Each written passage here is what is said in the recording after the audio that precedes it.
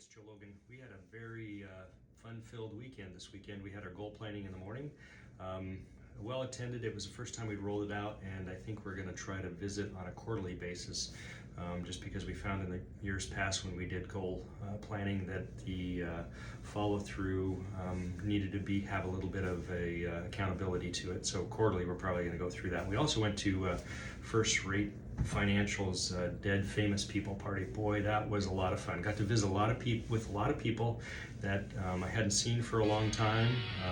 Got caught up with a lot of them, and then I got to meet some new people that were. I just was glad to be able to share with them, because I think that we had a lot in common financially.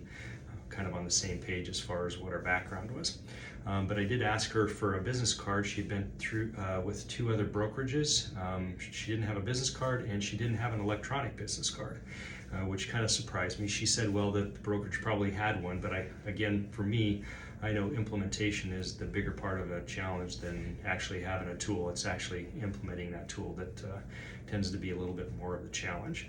But I showed her some of the electronic business cards that I'd used in the past, and she was able to look through those and find one. At Realty One Group, we do have an electronic business card where, as part of our $100 tech package, and I think you shouldn't spend a whole lot at the beginning of your career. You shouldn't spend a whole lot. Really, your business card should be the most expensive part of your business, because that one's the easiest one to hand out. And you see more people, the connection is a lot better, and whereas if you go through any I guess electronic other type of lead sources, you just don't have that connection. But the electronic business card works well for us here at Realty One Group. Again, it's a $100 tech package, and it has a lot of stuff like the CRM and the website. But on that business card, it actually adds that person to your CRM as well. So if you're doing it for open houses, we've found it pretty good if we're going to conventions at NAR or any of these social events for the holidays, that it's come in pretty handy overall.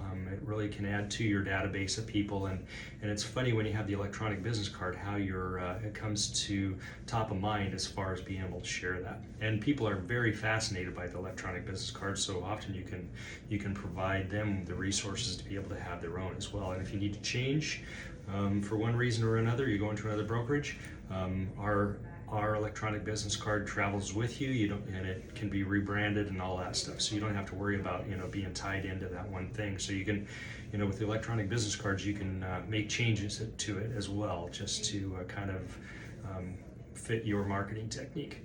But it has come in very handy, and I think it's one of those important things that people need to kind of switch over to. A lot more cost effective, I can tell you too, from an accountant standpoint.